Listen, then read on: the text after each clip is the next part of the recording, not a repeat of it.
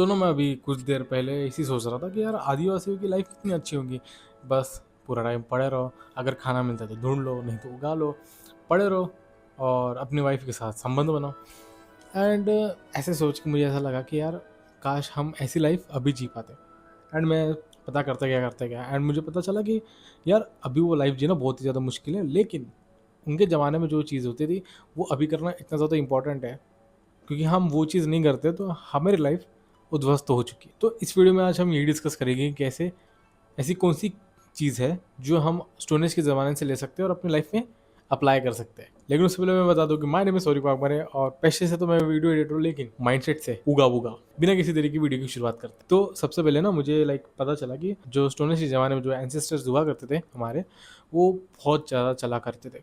मतलब ऑब्वियस सी बात है, जब वो हंट करने निकलते थे या फिर एक नई जगह अपनी कम्युनिटी को बिल्ड करने निकलते थे तो बहुत ज़्यादा चलते थे। इतने कि उनके 10 to 20,000 स्टेप्स हुआ करते थे।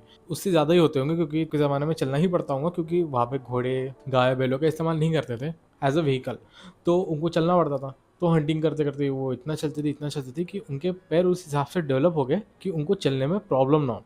लेकिन आज हम क्या करते हैं कि पूरा टाइम बैठे रहते हैं। अभी मैं वीडियो बना रहा हूँ, बैठ के बना रहा हूँ। एंड मैं जब काम भी करता हूँ अपना वीडियो एडिटिंग का, तब भी मैं बैठे ही रहता हूँ। मतलब ऐसा समझो कि मैं 8 घंटा बैठे रहता हूँ। अब हम ना वॉक या फिर अपने अंदर एक्टिविटी ना होने के कारण अपनी बॉडी जो रिएक्ट जिस हिसाब से रिएक्ट करनी चाहिए थी उस हिसाब से रिएक्ट नहीं करती। तुमको फिट होना चाहिए हमेशा, लेकिन तुम सिर्फ बैठे रहते हो, तो इस कारण तुम्हारा मोटापा बढ़ जाता है और इस कारण जो तुम्हारे अंदर डेवलपमेंट होनी चाहिए थी, ओवरऑल ग्रोथ होनी चाहिए थी, वो कम हो जाती है, क्योंकि तुम्हारे अंदर जो एक्टिविटी है वो बिल्कुल लेस हो गई थी। क्योंकि आजकल के बच्चे भी इतना कुछ उछलते कूदते नहीं है जितना हम पहले उछलते कूदते थे अपने टाइम पे। पूरा टाइम तो हम गेम ही खेलते रहते, बाहर में खेल कूद एंड। लेकिन अभी के ज़माने में पूरा टाइम फ़ोन से चिपके होते हैं। तो जब मैंने इसकी इंपॉर्टेंस समझी कि 10 के स्टेप्स चलना कितना ज़्यादा ज़रूरी है, क्योंकि ये सिर्फ तुम्हारा फैट को लूज नहीं करता, ये तुम्हारे ब्रेन को भी एक्टिव रखता है। जितना तुम ज़्यादा चलोगे उतनी ही ज़्यादा तुम्हारा ब्रेन चलेगा। तो ये चीज़ मुझे पता चली कि चलना कितना इंपॉर्टेंट है। अब सेकेंड चीज़ आते हैं, जब हमारा एंसेस्टर्स दिन ख़त्म हो जाता था ना, तो वो सो जाते थे। वो अपनी तरह चैटिंग नहीं करते थे, वो अपनी तरह गेड़ियाँ मारने नहीं निकलते थे रात में। वो चुपचाप अपना सो जाया करते थे और जैसे ही दिन की शुरुआत होती है, जैसे ही सूरज निकलता है, वैसे ही वो उड़ जाते थे। एंड ये अभी के ज़माने में पॉसिबल नहीं है, क्योंकि ऑब्वियस सी बात है, जब स्टोन एज हुआ करता था तब लाइट का सोर्स सिर्फ एक हुआ करता था, वो थे सूरज और दूसरा आग। लेकिन आग को हम बुझा सकते थे, लेकिन अपने यहाँ पे नाइट लाइफ इतनी एक्टिव है, या फिर बोलूँगा नाइट लाइफ होना इतना ज़रूरी, क्योंकि लोगों की लाइफ ही अराउंड 9 बजे के बाद ख़त्म होती है। खाना खा के ऑफिस से कुछ लोग आते हैं, 9 बजे तक आते हैं, फिर उसके बाद खाना होता है एंड ऑल। तो आदमी तो 9-10 बजे तक तो सिर्फ जगह ही रहते, तो कैसे ही वो 6 बजे जो कि शाम हो जाती है, वो 6 बजे कैसे सो सकता है। अब इसका ना मुझे एक सॉल्यूशन मिला है कि हम कैसे इसको रेप्लिकेट कर सकते हैं अपने लाइफ में। देखो, अब स्टोरेज के टाइम पे कैसा हुआ करता था, लाइट का सोर्स आग हुआ करती थी। अब वो ऑब्वियस सी बात है, आग जो होती थी ना वो मशाल होती थी, या फिर वो जो फायर वाला वो जो होता है ना, क्या कहते हैं उसे, मुझे याद नहीं। तो तो वो इस्तेमाल करते थे और उसकी जो रोशनी हुआ करती थी वो इतनी बड़ी नहीं हुआ करती थी कि जिससे सामने वाले को प्रॉब्लम, वो इतनी ही रहती थी जितनी ज़रूरी है, जिसका जो आसपास का सराउंडिंग है वो दिख जाए। वो जो लाइट था इतना हार्मफुल नहीं था। लेकिन अपने यहाँ पे जो लाइट्स देख सकते हो, वो जो वाइट लाइट्स है, ये अभी भी हमको ऐसा दिमाग को ऐसा लगता है एक्चुअली कि अभी भी रोशनी ही है, अभी भी दिन ही है। और जब हम सोने जाते हैं ना, तब वो नींद नहीं आती, क्योंकि उसको आदत नहीं होती, या फिर उसको पता नहीं होता है कि अभी भी दिन चल रहा है या रात हो रही है। क्योंकि हम क्या करते हैं कि अपना काम होता है, लाइट बंद कर देते हैं, फिर सो जाते हैं। वो जो समय मिलता है ना कि अपने दिमाग को ये रियलाइज़ हो कि अभी रात हो गई है, तो मुझे उस हिसाब से टोन डाउन होना चाहिए, अपने बॉडी को स्लोली स्लोली जो मेलाटोनिन होती है वो रिलीज़ करना चाहिए। हम तुरंत लाइट बंद करते फिर तुरंत सोने चले जाते हैं। इस कारण हमारे दिमाग को रियलाइज़ होने को टाइम लगता है और सेटल डाउन होने को टाइम लगता है। इस कारण हमको नींद नहीं आती। तो हम इसका सॉल्यूशन ये कर सकते हैं कि जब भी रात होती है या फिर शाम होती है, हमारी जो लाइट्स होती है ना अपने घर में, वो हार्श ना रखते हुए एकदम थोड़ी सी डीम लाइट रखनी है।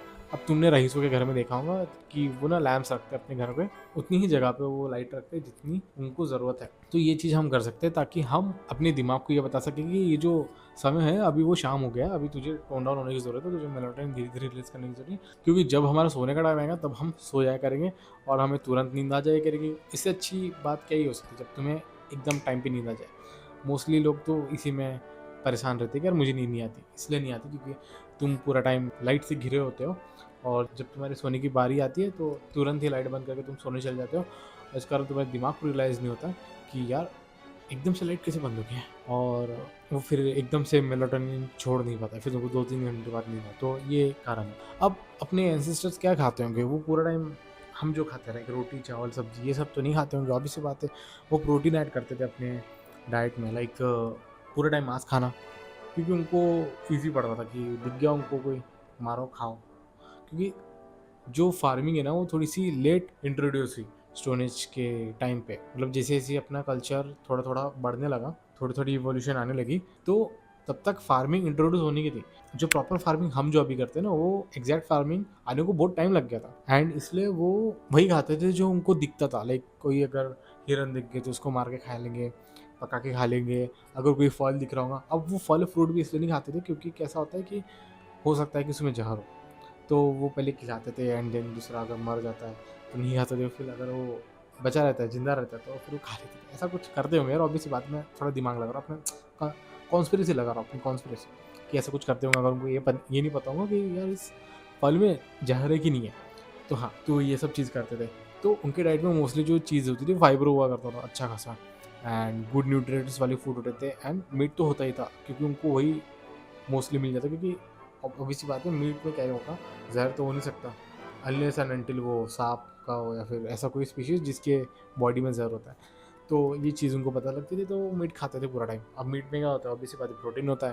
तो जब प्रोटीन आता है तो अपना दिमाग कैसे तेज़ होता है, अपना बॉडी डेवलप कर पाती है अच्छे से, क्योंकि वो जो प्रोटीन में होता है वो हमारे बॉडी को ओवरऑल ईट होती है। जैसे घर बनता है ना, तो ईट से बनाते हैं, एंड देन वो सब, तो वो ईट होती है प्रोटीन, जो तुम्हारे बॉडी को डेवलप करने में मदद करते। तो इस कारण जो हमारे एंसेस्टर्स थे वो इतने स्ट्रांग हुआ करते थे और इतने टॉल हुआ करते थे, अच्छे खासे मस्कुलर हुआ करते थे। लेकिन अब हम क्यों नहीं, और हम सिर्फ ऐसे बाजुएं छोटी हो जाती है लेकिन पेट इतना बड़ा, हम स्किनी फैट जिसे बोलते हैं वो होते हैं। क्यों? क्योंकि हमारे डाइट में वो प्रोटीन अवेलेबल ही नहीं होता, और उस कारण हम जिस तरीके से दिखना चाहिए उस तरीके से नहीं दिखते।